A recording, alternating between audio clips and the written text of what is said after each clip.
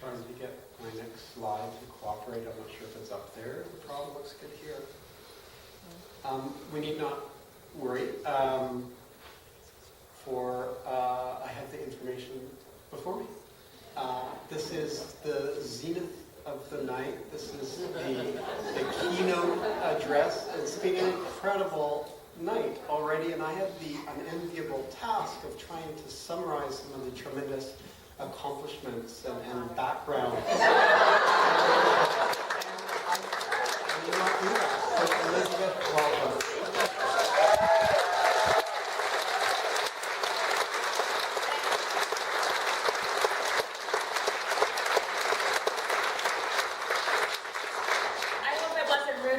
To cut off Dr. Chris Darramont. I'm very grateful for the work of the Raincoast Foundation, and I just thought, Raincoast Conservation, I just thought it's a long night already, and how many of you can stand it if I speak for a while? I'm going to try to be brief. I originally thought I'd talk to you about Earth Day and how many years I've done Earth Days, but seeing directly affected and sitting with Adam while I was watching it, and both of us have this shared experience of our blood boiling. And then I kept thinking, it's actually worse than it was in the film. So I thought I'd throw a bit more out there.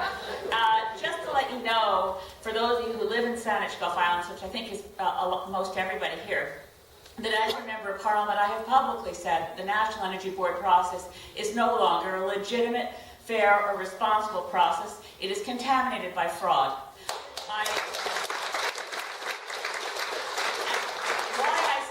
Is that I used to, as a lawyer, appear before the National Energy Board. It's a quasi-judicial body. It used to have rules of procedure and natural justice. I have already retained Clayton Ruby to represent me on one lawsuit, and I decided this week to intervene in the forest ethics lawsuit to support their charges against the National Energy Board process and the way they're interpreting the words directly affected and their refusal to include climate change as an impact to be studied. So in the midst of everything else, we're sitting them there. Now, this was also a period of time where I think the English-based bill, which was referred to by Misty McDuffie earlier, is essentially evidence of the wheels falling off the bus. Misty mentioned Dr. Peter Ross of the Vancouver Aquarium, but of course, up until about 2 years ago, we would have been saying Dr. Peter Ross, head of the DFO Marine Contaminants Program, which was shut down, Marine Mammal Contaminants Program of the Department of Fisheries and Oceans. I'm so grateful that there was a spot for him at the Vancouver Aquarium so that we haven't lost him as a voice for science within British Columbia, because when that spill, yes, thank goodness, I confess on the killer whale issue, among other things, I've never been a big fan of big aquariums, but I'm so grateful to Vancouver Aquarium because they picked up a lot of marine contaminant work that is no longer being done by the Department of Fisheries and Oceans.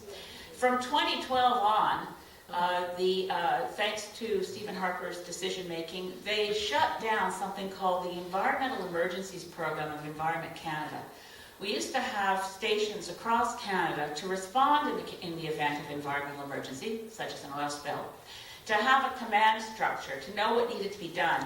I actually worked with an environmental emergency response group once. I was the lawyer for longshoremen in Halifax, and there was a chemical contaminant spill on board a tanker, and I was involved because the guys in the union were being affected. But before I could get down to the dock to find out what was going on, a guy named Luke Tripp, who was at the Dartmouth, Nova Scotia Environment Canada office, he was down there in the hazmat suit, organizing it, taking control. I've now had to live through the lie since the English-based bill that the Environment Canada Environmental Emergencies Office didn't actually respond to environmental emergencies. That it was some sort of advisory group that had no real impact. We've lived through the lies of hearing Environment Canada tell us that it didn't make any difference that they shut down the Vancouver Environmental Emergencies Office and changed it over to a 1-800 number that rings in Quebec. We've had the Coast Guard. I mean, what a shame, what a terrible shame for people in our federal civil service to be so afraid of losing their jobs that they'll lie to us and say, oh, the Kitsilano Coast Guard station would have made no difference at all to the response time. For the English-based bill, which, as Misty already pointed out, and we've all been thinking about, was on a calm day, in sunlight, on calm waters, within a few minutes of where the Kitsilano Coast Guard base was, which also had in that base oil boom equipment. Now, they say they didn't have enough to boom the entire area. Surely the solution was to get more oil booms for the Kitsilano Coast Guard station. In any case, I want to go briefly through what happened to us here from the days when I would appear as a lawyer before the National Energy Board, knowing it was, and when I say it was a quasi-judicial body, some of you who are lawyers will know what I mean, but it essentially was very much like a court of law. In many ways, it was too legalistic to handle the kind of evidence that you want to bring forward when you're doing an environmental review. And that's why the National Energy Board was never in charge of environmental reviews. The Canadian Environmental Assessment Act was what ran our environmental reviews, and so we would have reviews under the Canadian Environmental Assessment Act on environmental impacts, which were socioeconomic and environmental, and even included cultural. The National Energy Board did a whole sort of different regulatory process, which, in the case of pipelines, always leads to approval. It's a regulatory process that leads to approval, so National Energy Boards never turn down a pipeline. Now, that's not because the NEB is corrupt. Its regulatory job was just to approve pipelines in an entirely different context than looking at the environmental impacts.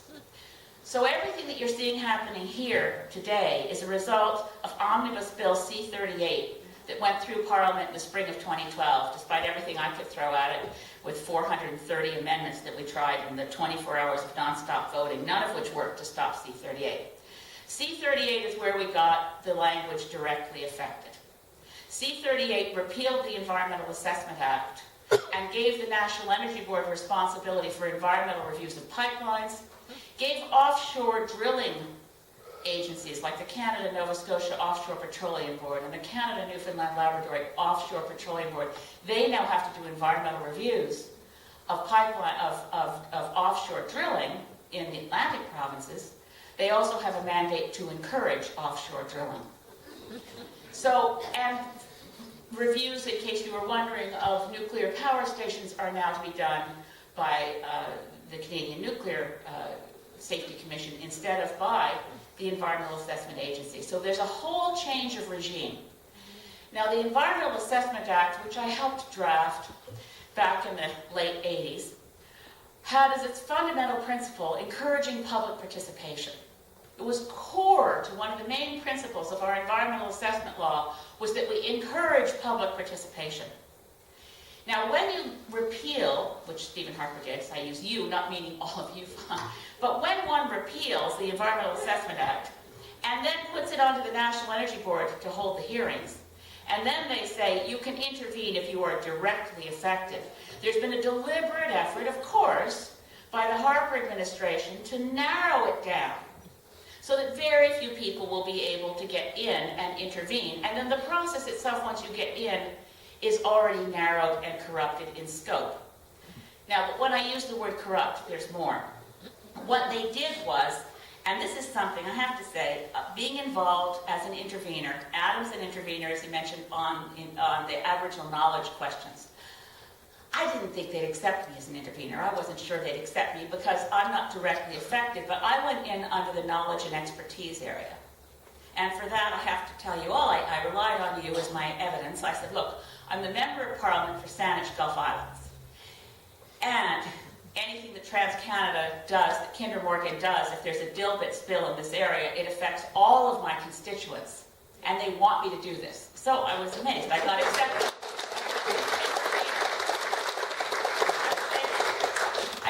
I wasn't sure I would be.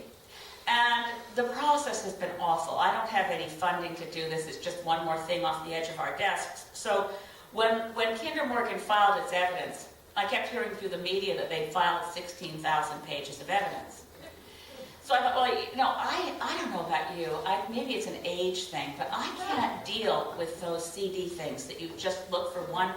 I can't get my arms around an environmental review that I can't see as a row of volumes, a group of books that I can dive into. I need to see the damn thing. So, yeah, we went down to one of the print shops in Sydney. It turned out when you print the thing out, it's 28,000 pages. And so I hauled it back to Ottawa, the 28,000 pages in binders. Took a couple of suitcase trips back and forth. And then I went through it. Now, what you quickly find is that more than half of it is redundant repetition. A big chunk of it is a description of how beautiful the area is now, all along the pipeline, and all the existing activities. So just in zoning in on what matters, then you discuss what are the threats.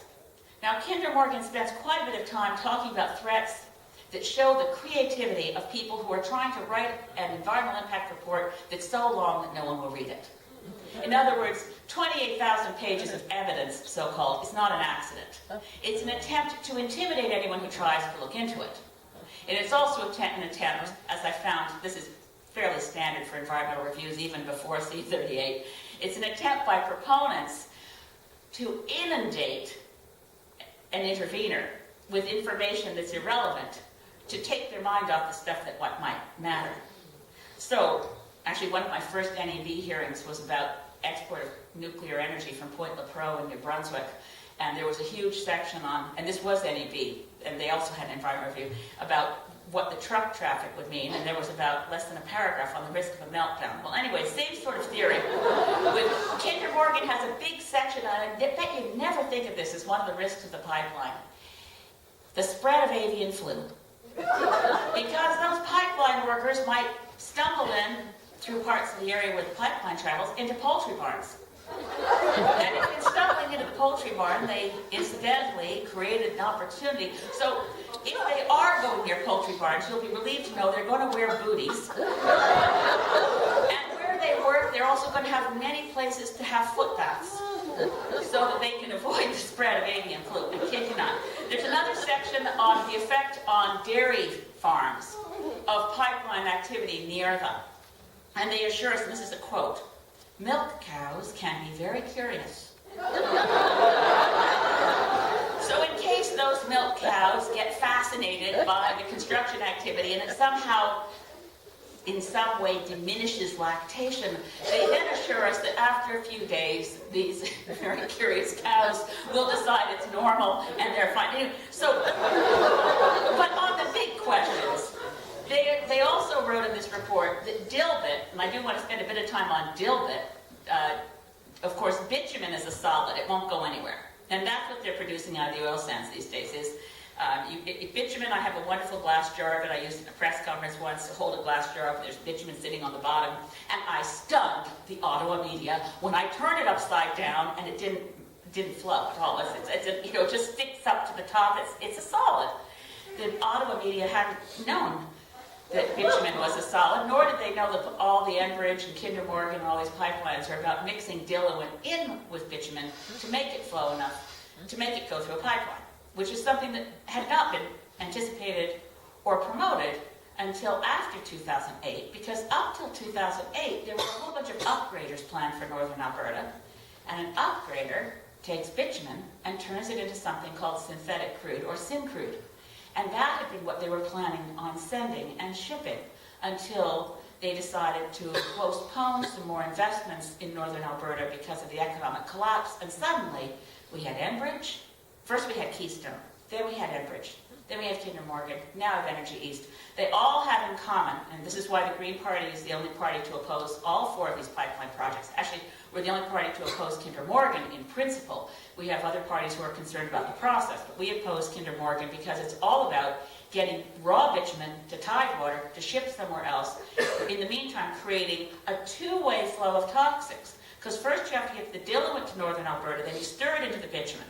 Right? So it's about 20% diluent to 80% bitumen, or sometimes they say it's 30-70, but that's about the ratio. And the diluent itself is a noxious, toxic material, which they have to ship north to stir it in with the bitumen. That's why it's a twin pipeline for Enbridge. Kitimat will see tankers. It'll never happen, but Kitimat plan of Enbridge is to bring tankers to Kitimat, loaded with diluent, to put in one side of the pipeline, ship it up to Alberta, stir it in the bitumen, and the other twin pipeline would bring it back to a different set of tankers that will take it away. The Chevron refinery, in this brief film, the last refinery in Burnaby, has actually had to shut its production down and lay off 1/3 of its workers. It's only operating to 2/3 capacity. Why? It can't process dilbit. It processes Syncrude. And Kinder Morgan's no longer willing to pipe enough to Burnaby to keep the Chevron refinery operating 100%, because it makes more money shipping dilbit to other countries. Now, moving along to the fraud, when I was reading these 28,000 pages of evidence, by the time I got down to the relevant stuff, it was only about 3,000 pages, and even there, a lot of that was duplication. I found the evidence from Kinder Morgan for the claim they make in their environmental review, that they've studied how dilbit will behave in the marine environment, and we now know that it behaves just like crude. Now, we know from the Exxon Valdez disaster that crude in the marine environment is pretty disastrous. But what we discovered in Enbridge's Kalamazoo, Michigan dilbit, I can't call it a spill because actually Enbridge in Kalamazoo pumped the dilbit through broken pipelines after the pipeline was broken. But so it's not exactly a spill as much as it's gross negligence. As a matter of fact, the U.S. regulators who were dealing with Enbridge characterized the whole episode as Keystone Cops, and that Enbridge had a culture of negligence. Those are quotes from the U.S. regulators. But what they also discovered in the U.S. that dilbit in a freshwater environment doesn't behave like anything anyone's ever seen. The bitumen separates from the diluent. Some of the diluent floats. The bitumen sometimes sinks, but it goes other places as well. And to this day, I think we're getting on to close to the 3-year anniversary of the Enbridge spill. They still haven't been able to clean it up. Now, that was in a freshwater environment in the Kalamazoo River. We haven't, thank God, we haven't had a dilbit spill in the marine environment, so we actually don't know how dilbit behaves in the marine environment. So I was fascinated to find Kinder Morgan claiming they knew. Now, some of you who read my Island Tides articles will already know how it was that Kinder Morgan determined how dilbit behaves in marine environment. But in case you don't read everything I write in Island Tides or have forgotten, they got a big tank in Wainwright, Alberta, and they filled it with water, and then they added salt. Then they stirred, as they put it, to replicate wind and wave action. And over a 10-day period in summer, they poured in dilbit to see what happened. And they said it behaved just like crude. They did admit that their parameters for the test went somewhat off. They were hoping they would be able to maintain a temperature of about 15 degrees Celsius, and it went up to about 22 degrees Celsius during that period in Alberta. But they said that was just like the Harrow Strait in summer. I don't think they've been there ever, but anyway. They also had a test, which I loved, which was in a 5-gallon pail, a plastic pail. And they dispersed dilbit in that, and they said the problem was the ruler they brought with them wasn't the right size to measure the dilbit spill as it dispersed. So they did make a note that when you get to the fine print of that particular study, that if they should do it again, better equipment might be helpful. I tell you, these guys, maybe there's a reason that they come across like fraudsters. The origins of Kinder Morgan, which I hope you know, is that Kinder Morgan started out as Enron liquid pipelines. And Richard Kinder was an executive in Enron, and his buyout when he left Enron included getting Enron liquid pipelines, which became Kinder Morgan.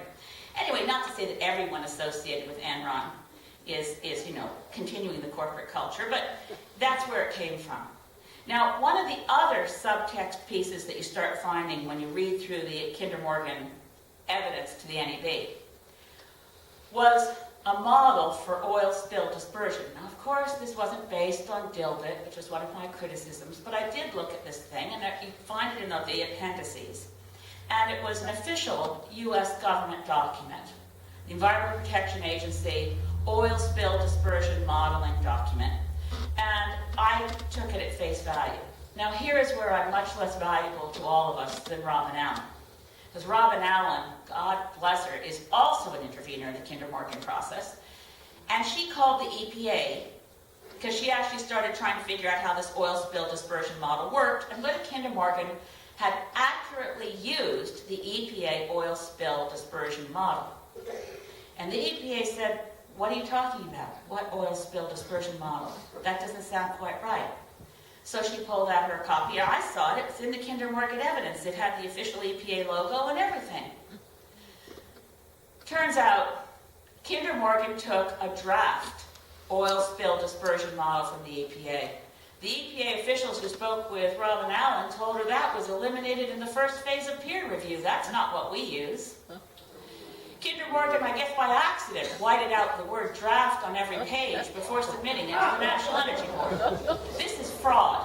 Fraud! If the National Energy Board had any self-respect, they would have thrown Kinder Morgan out on their ear at that point for submitting falsified information to a government process that's supposed to be serious. So while the rest of us are killing ourselves to pull together evidence before the National Energy Board, Kinder Morgan is submitting falsified information, dispersion tests done in 5-gallon plastic pails in Alberta over a 10-day period, and telling us they know what they're doing. I'm so proud to have, you saw Lynn Cornby at the end there, who's a Simon Fraser University professor.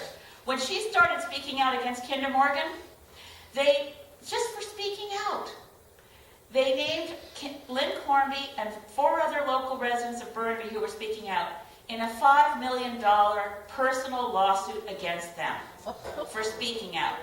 And Lynn decided, well, I guess if they're going to take my house, I might as well get arrested.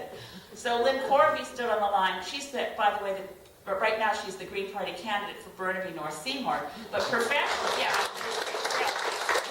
She's also the head of the cellular biology department at Simon Fraser University. She's a serious scientist. She has her own lab. She's giving up a lot to run and become an MP for Burnaby North Seymour, but she's so brave. She thought, well, if they're going to sue me for $5 million, might as well get arrested. Now, here's where I love, this is where the incompetence of Kinder Morgan rise to the rescue.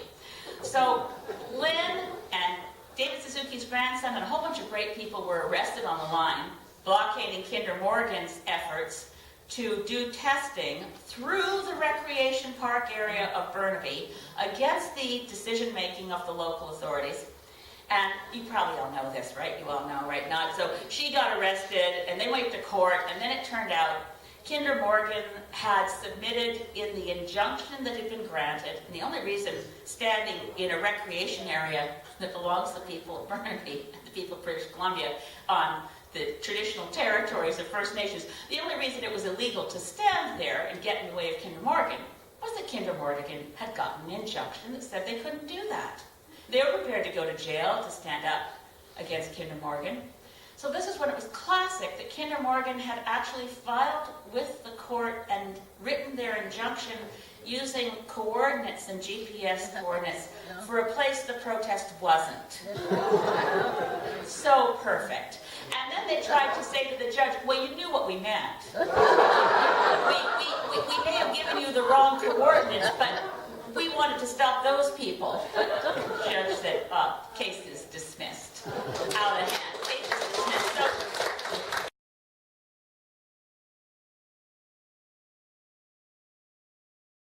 and we've had private sector companies clean up oil spills for some time, but this really struck me as interesting, and I discovered it when reading through all the evidence that we had from the Kinder Morgan submission to the NEB, that Western Canada Marine Response Corporation, which will do the oil spill cleanup, is more than 50% owned by Kinder Morgan.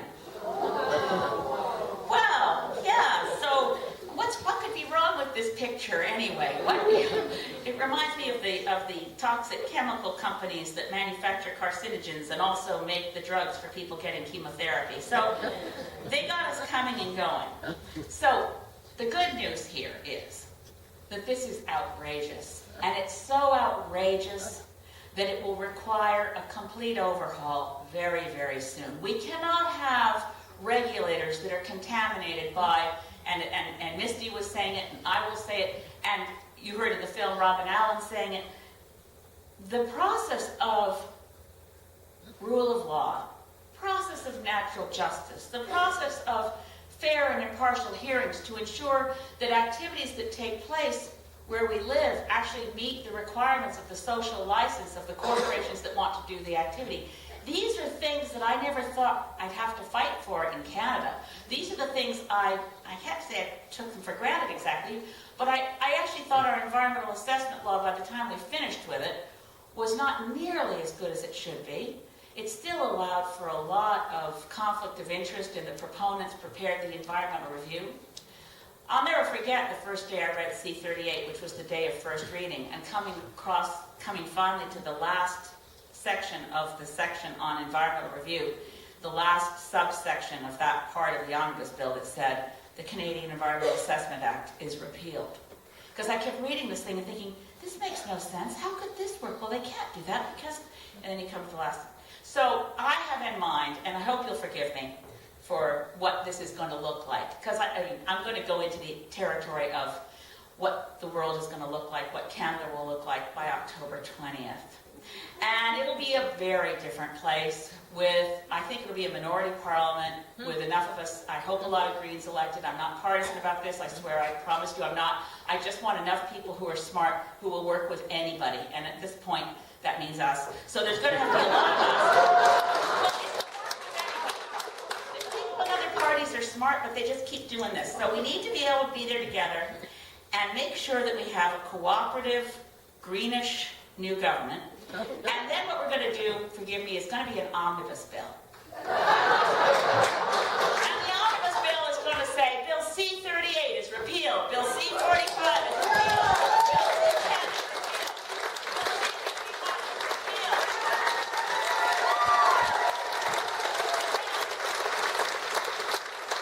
is repealed. We can start building the kind of country we always have been, only better. Equipped for the 21st century, where we move off fossil fuels. We're not stupid enough to think it makes sense to ship out raw bitumen. We stop shipping out raw logs. We start investing in local jobs. We make this country so prosperous that our kids don't have to worry about whether they can afford to go to university.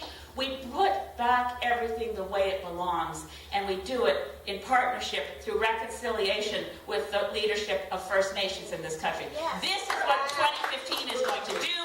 We won't have to worry that Kinder Morgan's going to get one single more Aframax tankers in the Salish Sea.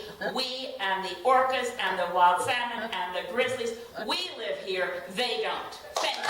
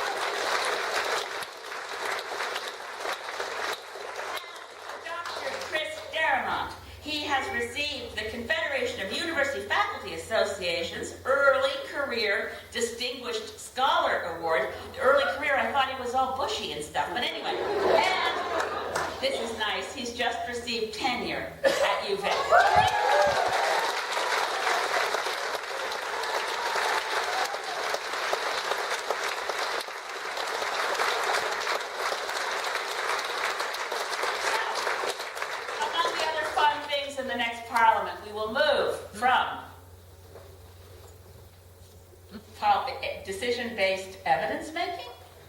Back to evidence-based decision-making. Thank you.